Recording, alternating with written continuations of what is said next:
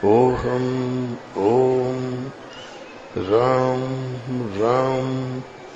श्वास आए तो कभाओ राम, फिर लौट के आई तो कहलाओ राम राम राम मैं ओम जपते हो तो ओम ओम ओम ओम ओम मैं चिंतन से नाम कहलाओ। जो अर्थ ओम का है वही अर्थ राम का है। घट घट में रमण करता है इसलिए राम। ओ माने वो अविनाशी परमात्मा, अहम माने आप स्वयं जिसका निवास आपके हृदय देश में, इसलिए ओम। मतलब एक ही है, आदि नाम ओम है। ओमेति काक्षरम ब्रह्म, ये ब्रह्म का परिचायक शब्द है, नाम है। और थोड़े दिन तो श्वास से कहलाना पड़ेगा, फिर श्वास में ढला ढलाया नाम आपको मिल जाएगा, फिर नहीं कहलाना पड़ेगा। एक बार मन की दृष्टि को लगा दो श्वास में तो वो सुनाई पड़ने लगेगा। श्वास आई तो ओम, गई तो ओम। राम जपते हो तो राम राम राम मैं। श्वास को देखा भर करे, मन को दृष्टा रूप में खड़ा कर दे। एक भी श्वास हमारी जानकारी के बगैर व्यर्थ नहीं जाना पावे। और श्वास सिवाय नाम के और कुछ कहती नहीं।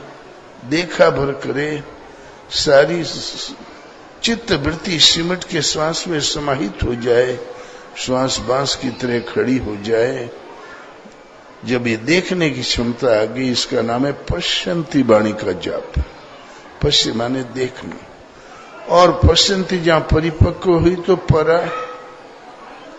परम तत्व परमात्मा, उसमें प्रवेश दिला देने वाली वाणी का नाम है परावाणी। और इसी का नाम है अजपा। अ माने नहीं, जप माने जाप। हम न जपे और जाप हमारा साथ पिंड नहीं छोड़े। एक बार सुरत लगा दिया तो रिनक दिनक धुनी अपने से उठे। एक बार सुरत लगा दिया तो सांस आई तो ओम, गई तो ओम ओम ओम ओम। श्वास एकदम दीपक की लोक की तरह स्थिर खड़ी हो जाए। वायु रहित स्थान में दीपक की लोक कंपन नहीं होती, ऐसे ही खड़ी हो जाए। इसका नाम है अजपा। हम न जपे, ए माने नहीं, जप माने जाप। हम न जपे और जाप हमारा कभी साथ न छोड़े। अब केवल प्राप्ति बाकी। यहां भी भूल हो सकती है, क्यों? माया जिंदी है। जो जो करीब पहुंचे वो माया दौड़ा ज्यादा करती है। इसी स्तर का एक भजन है कि अब तो अजपा जप मन मेरे। अब जब लहान बैठ गया, अजपा की पकड़ आ ही गई है, अब तुम बिल्कुल भूल मत करना, लापरवाही मत होने देना। अजपा पकड़ में आ गई तो जप रे मेरे मन, अजपा का जाप कर। तो अजपा जप मन मेरे, अब तो अजपा जप मन मेरे। इससे लाभ क्या है, वहां सुविधा क्या है कि सुर नरे असुर टहलवा जाके, ओ मुनि गंधर्व हैं चेरे। अब तो अजपा जप मन मेरे। सुर माने देवता,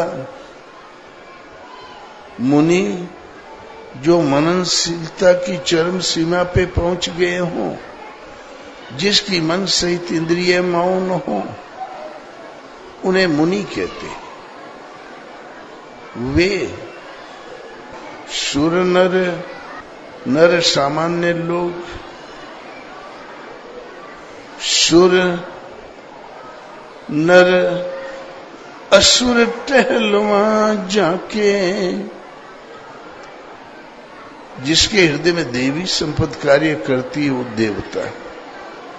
नर जो सामान्य मनुष्य है वो भी, असुर जो आसुरी वृत्ति वाले हैं वो भी सब सेवा में खड़े हो जाएंगे। और मुनि गंधर्व है चेरे, मुनि जिसकी मन से इंद्रिय मौन है, मननशीलता की चरम सीमा पर पहुंचे हुए वो मुनि। ईश्वरीय गायन जिसके हृदय में जागृत हो गया वो गंधर्व कहलाते। नारद के शिष्य भी गंधर्वी थे। तो मुनि गंधर्व है चेरे, अब तो अजपा जप मन मेरे। भजन करने में अवरोध होते हैं, वो भगवान बड़ा कि वो भगवान बड़ा।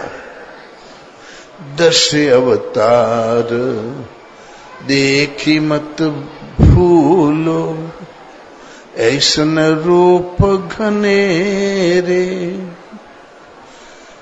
असल पुरुष के हाथ बिकानो, जब ते नैनन हेरे। अब तो अजपा जप मन मेरे। 10 अवतार हैं 24 भारत में। मच्छ कच्छ बराह शुकर, दत्त भगवान, कुछ ऋषि, राम कृष्ण बुद्ध, कुछ वो हुए राजा भी, ऋषभ देव। उनमें से सर्वश्रेष्ठ हुए हैं 10।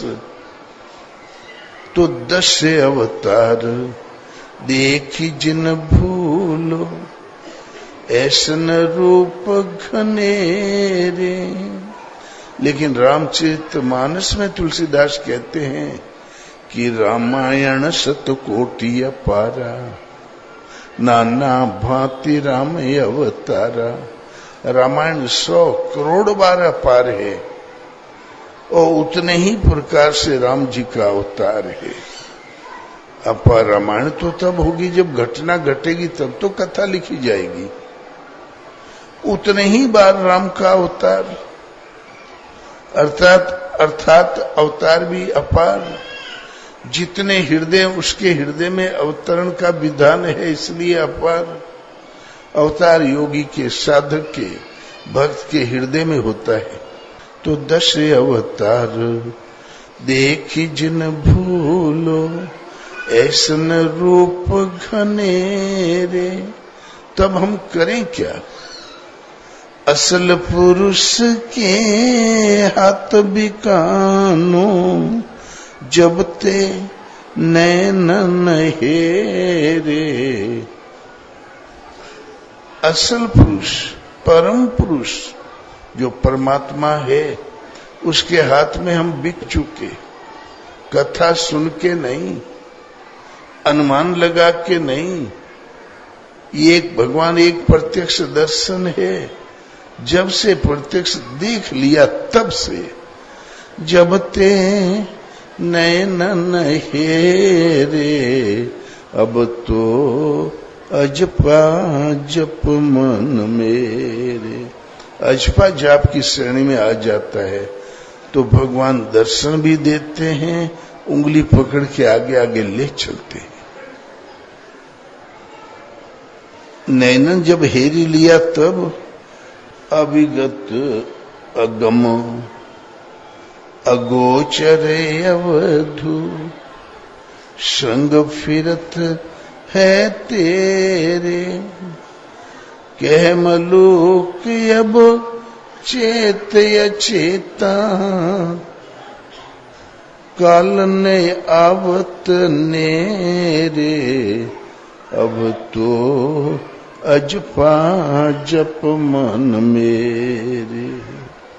जो अभिगत, जो सर्वत्र व्याप्त है, अगम है, मन बुद्धि से परे अतीत है, अगोचर है। अरे अवधू, वो संग फिरता है तेरे, सदा तू जो रहता वहीं वो रहता है, संग फिरते तेरे। कह मलूक अब चेत अचेता, जो मोह निशा सब शोभनी हारा, देखत स्वप्न अनेक प्रकारा। मोह निशा में जो निश्चेष्ट पड़ा हुआ है रे अचेत, अब चेत, जागरूक हो जा। यदि अजपा की राह पर लग जाओगे तो काल तुम्हारा स्पर्श भी नहीं करेगा। तो काल न आवत नेरे, अब तो अजपा जप मन मेरे।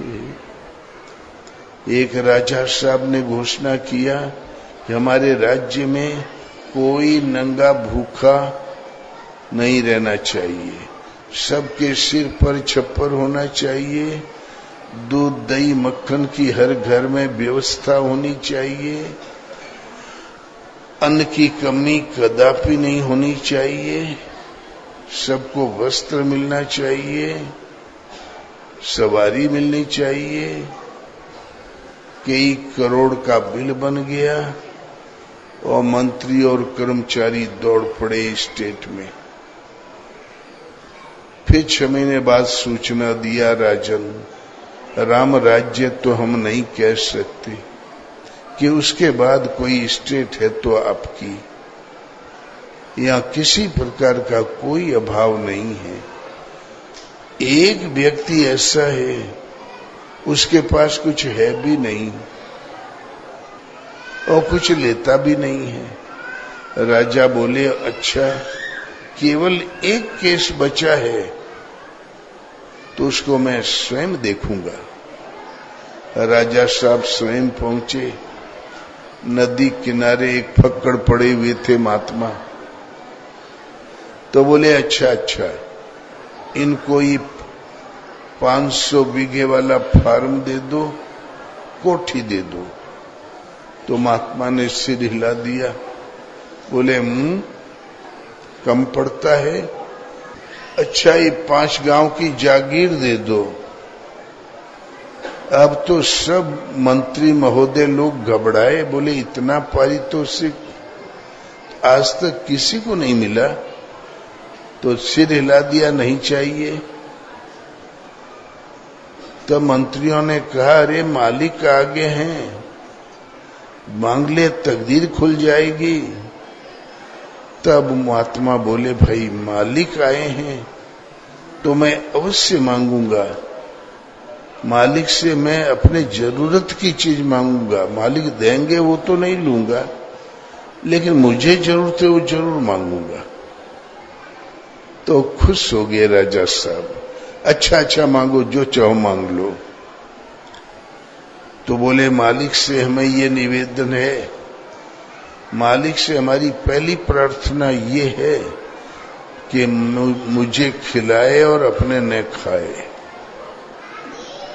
मैं सो जाऊं तो जाग के पहरा दे, मैं जहां जाऊं तो साथ साथ जाए, कदाचित मुझे जरूरत पड़े तो वस्तु लाके दे। तो बोले, अरे तुम सिर फिरा नहीं जाने कहां चला जाए, मैं तेरे पीछे पीछे चला जाऊंगा तो राजकाज सब चौपट हो जाएगा। अरे भाई, जो खाऊंगा खिलाऊंगा, जिन मखमल के बिस्तरों पर सोता हूं तुम्हें सुलाऊंगा, सिपाही पहरा देंगे, तुम भी सोना मैं भी सोऊंगा। तुम जहां जाओ पीछे पीछे मैं चला जाऊं, तुम खाओ मैं खाऊं ही नहीं, तुम सो जहां जाओ मैं पहरा दूं, ऐसा कैसे हो सकता है? तो बोले मुझे ऐसा ही मालिक उपलब्ध है, ऐसा मालिक है मेरे पास। तब राजा बोला भगवान क्या ऐसा मालिक मुझे भी मिल सकता है? बोले अवश्य मिल सकता है, तुम मेरे निर्देशन के अनुसार साधना करो, 1-6 महीने लगन के साथ लगो। फिर महापुरुष तो थे ही, राजा भी लग गया सेवा में, 1-4-6 महीने में उसमें भी भजन जागृत हो गया। भगवान आत्मा से जागृत होकर खड़े हो गए, मार्गदर्शन करने लगे, वो भी शिष्य हो गया। तो कबीर मन निर्मल भया जैसे गंगा नीर, पाछे लगा हरि फिरे कहत कबीर कबीर। मन जब इतना निर्मल हो गया जैसे गंगा नीर, तो भगवान पीछे लगे लगे घूमने लगते हैं, कहत कबीर कबीर। कृष्ण जब मथुरा चले गए तो लौट के वृंदावन आए ही नहीं। वृंदावन में एक महाज्ञानी उद्धव, उसके ज्ञान की तूती बोल रही थी। भगवान कृष्ण देखा कि मूर्ख बेचारा उद्धव अज्ञान में ही इसका जीवन बीता जा रहा है, अब समय आ गया, इसको भी रास्ता बताना चाहिए। उद्धव को मुंह लटका के बैठ गए। उद्धव आए, बोले अरे कन्हैया, इतनी उदासी का कारण क्या है? ऐसा क्या दुख आ पड़ा तुम्हारे ऊपर? बोले भैया मैं दुखी हूं, बताओ मैं मदद करूंगा। बोले उद्धव तुम पर मुझे पूर्ण भरोसा है, तुम्हारे ऊपर मुझे पूरा विश्वास है, तुम जरूर मदद करोगे। कैसे समझाऊं इन गोपियों को? रात दिन वो वृंदावन में करील के कुंजों में भूल गई पिता पति पुत्र माखन दूध दही मलाई और हे कृष्ण हे कृष्ण हे कृष्ण रट लगाए हुए हैं। कृष्ण जल्दी आओ मुझे बुला रही है। तुम देखते हो बर्बर जरासंध के हमले, ये राजकाज कितना कठिन है उद्धव, अब ये छोड़ के मैं कैसे जाऊं? वो बुला रही है। बोले तुम निश्चिंत रहो, मैं जाऊंगा, उनको ब्रह्म ज्ञान सिखा दूंगा, फिर तुम्हारे वियोग में वो कभी नहीं तड़पेंगी। बोले उद्धव जल्दी जाओ। अब ज्ञानी उद्धव चले वहां से, तो करील के कुंजों में राधिका के संरक्षण में गोपियां पड़ी थी। उस समय कीर्तन का समय था, हरे कृष्ण हरे कृष्ण हरे कृष्ण, ये धुनी चल रही थी, ध्यान का समय नहीं था। उद्धव को देखते ही सब खड़ी हो गई, एक श्वास में 25 प्रश्न कर डाले। उद्धव आप तो मथुरा वासी हैं, हमारे कन्हैया को देखा, उनकी सेवा में कौन कौन है? हम लोगों जैसी ग्वालिनें वहां है कि नहीं? उनको ताजा मक्खन मिलता है कि नहीं? उनके खेलने के लिए ग्वाल बाल है कि नहीं? कदील ऐसी झाड़ियां है कि नहीं? गोपियां क्या जाने महल कैसा होता है, कदम का पेड़ झूला है कि नहीं, नहलाने वाला कोई है कि नहीं? एक श्वास में 25 कृष्ण की भलाई के प्रश्न पूछ डाले। उद्धव बिगड़ा, क्या भेद भक्ति में पड़ी हो? तुम आत्मा हो, तुम शुद्ध हो, बुद्ध हो, तुम ही नारायण स्वरूप हो, तुम ही भगवान हो। भूल जाओ कन्हैया को, अपने में देखो, अपने आप में देखो। प्रकृति स्वतः चलती है, नश्वर है, तुम शाश्वत हो। कृष्ण कुछ नहीं। तो राधा बोली उद्धव जी ऊधो मन न भये 10-20। मन 10-20 नहीं हुए उदो जी। एक हु तो सो गयो श्याम संग, को अवराधे ईस। ऊधो मन न भये 10-20। एक था वो तो श्याम के साथ चला गया, वो तो खत्म हो गया। दूसरा मन कहां पाए जो आपकी योग साधना करे। इंद्रिय शिथिल भई के सो बिनु, ज्यों देहि बिनु शीस। ऊधो मन न भये 10-20। सिर कट जाने पर, सिर कट के तो वहां गिर गया, पीछे जो धड़ पड़ी रहती है ना, इंद्रियां इतनी शिथिल हो गई, केशों के बिना जैसे सिर कट के दूर गिर जाए, धड़ जितनी शिथिल होती है उतनी शिथिल हो गई। इंद्रिय संयम इस स्तर पर आ गया।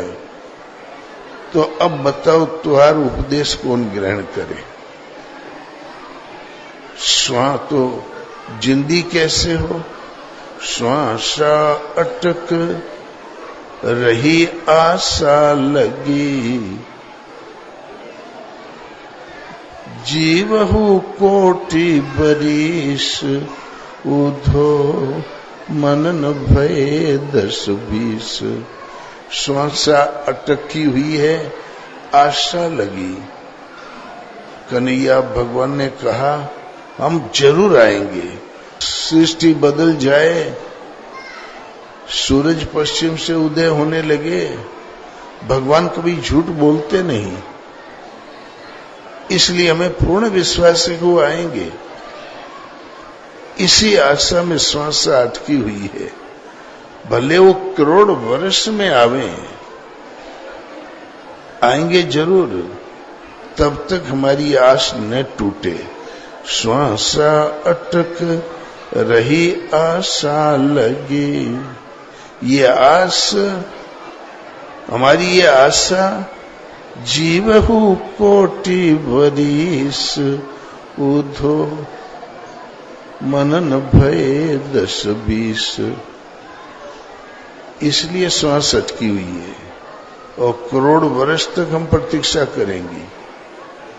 तुम तो सखा श्याम सुंदर के, सकल जोग के ईश। तो सारे जोग के स्वामी हो, तो कैसे बहक गए हो। सूर श्याम सूरदास वारस की महिमा, सो जानत जगदीश। ऊधो मन न भये 10-20। उदो गए थे गोपियों को चेला बनाने, राधा जी के चरणों में लौट गए, चेला हो गए। और खड़े होके देखा तो राधा जी के बाजू में, गोपियों के बीच में कृष्ण भगवान खड़े थे। बोले रे कन्हैया तू यहाँ कहाँ। बोले भैया मैं मथुरा में हूं ही नहीं, मैं वहीं रहता हूं जहां मेरे भगत मुझे पुकारा करते हैं। ना हम बसामी बैकुंठे, योगी नाम हृदय नचे।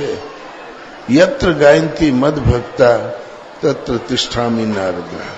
मैं वहां रहता हूं जहां भगत मेरा गुणगान करते हैं, मैं यही हूं। उद्धव का भ्रम दूर हो गया, लगा गुणगान करने।